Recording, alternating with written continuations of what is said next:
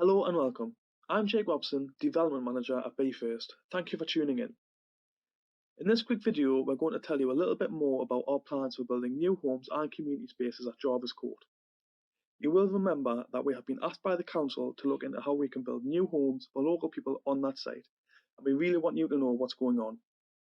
We're all in lockdown at the moment, so I'm afraid the quality of our presentation may not be absolutely perfect, but I do hope that it gives you enough detail to understand our proposals. In a moment, I will ask the architect, Laura Cannon from Carrick Carson Architects, to talk through the design ideas we have produced and how this has progressed since the community consultation back in February. And once you've watched this video, please take the opportunity to look through all of the online materials. So now I'm going to pass you to Laura to explain where our plans have got to. The development at Jervis Court will provide 64 new homes. All of the homes will be for rent at affordable levels and they're designed to be occupied by Barking and Dagenham residents. Some of the homes will be available at London affordable rent, which is set by the Greater London Authority. The rest will be available at a discount to market rent. Of the 64 new homes, 17 will be 3 or 4 bedroom dwellings suitable for larger families. 700 square metres of new landscaped courtyard will form a communal garden for residents at the heart of the development. Cycle parking will be provided in line with the London plan. This means 110 new cycle parking spaces for residents and additional short-stay bicycle parking for visitors. In addition to the affordable housing, the proposal will also provide new high-quality, flexible community use space. This is an initial sketch which illustrates the arrangement of buildings on the site. Block A on Rectory Road is a mansion block type building. There are maisonettes at ground floor with front doors and kitchen windows overlooking the street. There are 9 flats on the upper stories which are accessed through a communal entrance in the centre of the building.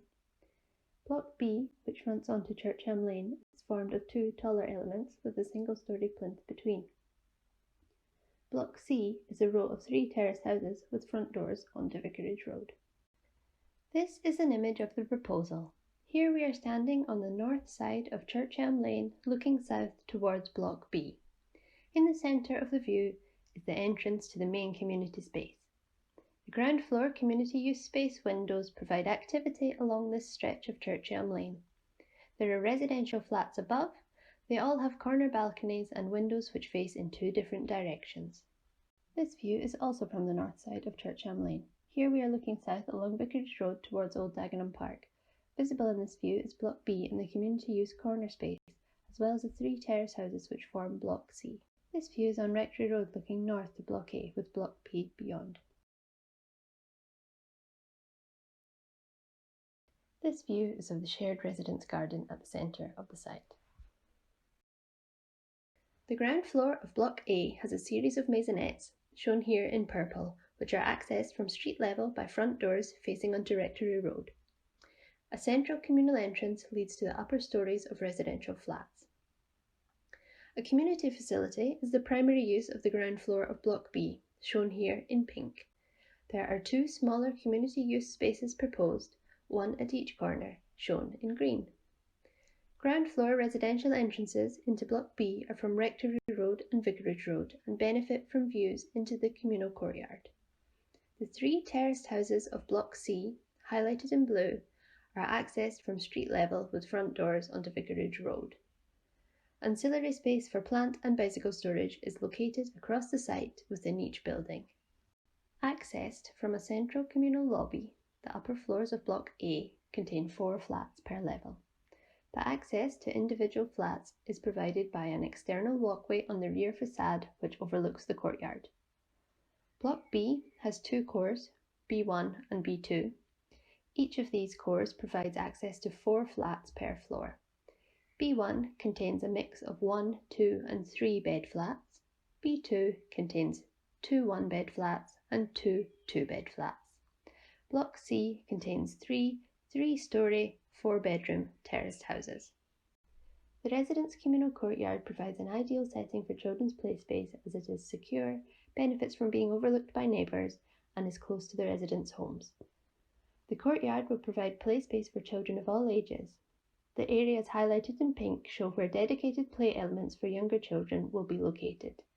Old Dagenham Park is a short walk down Rectory Road or Vicarage Road and has open playing fields and play equipment for older children. Off-road parking is proposed for 11 vehicles and is located in a car park accessed through Block A from Rectory Road, shown here by the orange arrow. 2 of these parking spaces will be reserved for blue badge holders. 3 of the spaces will have electric vehicle charging installed from the outset, and the remainder will be easily converted if demand for electric vehicle charging arises. Car club vehicles will be available at 131 Church Elm Lane and membership will be offered to all new residents. 8 permits for on-street parking will be available for the larger family dwellings. No other new residents will be able to apply for an on-street parking permit. Secure bicycle storage will be located in lockable stores next to the communal entrances of each building, highlighted here in green.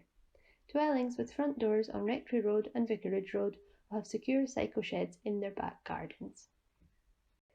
The proposed buildings range in height from 3 to 8 stories. The different heights are determined by the character of the streets on which the building sits and the heights of the neighbouring buildings. Block B2 is the tallest at 8 stories. This tall volume is positioned as a marker at the top of the green link to Old Dagenham Park. The location of the tallest element is also appropriate in relation to 9-storey Bartlett's House and the 9-storey consented development at 131 Church Elm Lane.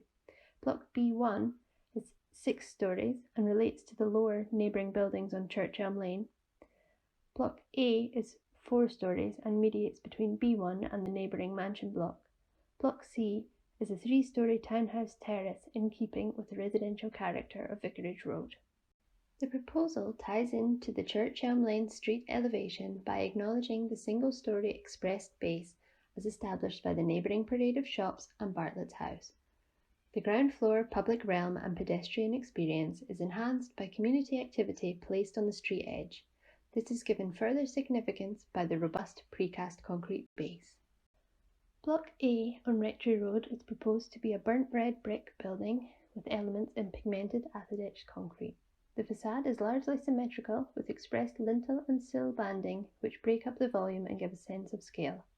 Inset balcony amenity for flats on upper levels is grouped centrally over the communal entrance. Maisonette front doors and kitchen windows face the street. The car park is accessed through a gated route through the building. Block C sits on Vicarage Road and is also proposed to be a burnt red brick building with elements in pigmented acid-etched concrete. The entrance to the communal garden and Block B residential flats is through a decorative gate line between Blocks B and C. The buildings are thought of as a closely related family in terms of materials and detailing. The proposals use simple, robust materials of brick and precast concrete. The buildings will be highly insulated. This will result in low energy consumption, low running costs, and a comfortable home environment. Block A and C share the same palette of brick and precast. The blocks are proposed to be a burnt red colour with precast elements in a similar but slightly darker tone. Block B is proposed in an orange brick with a contrasting purple-brown precast. Windows and metalwork over all buildings is proposed in a warm grey-gold colour. Below are some images of Caracusvic Carson Architects' previous projects. Hi, it's Jake Robson here again, and I'm going to talk you through the next steps for the new affordable homes and community space at Jervis Court. By now, residents of Jervis Court should have been contacted by the BayFirst Decants team to discuss the next steps of the process. If you have any further queries about this process, please do get in touch with your Decant officer.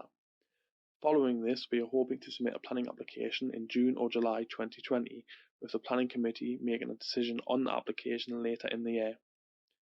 After the decanting of residents to new homes, we hope to start on site in 2021 and finish construction in 2023. Thank you for taking time to listen to this presentation.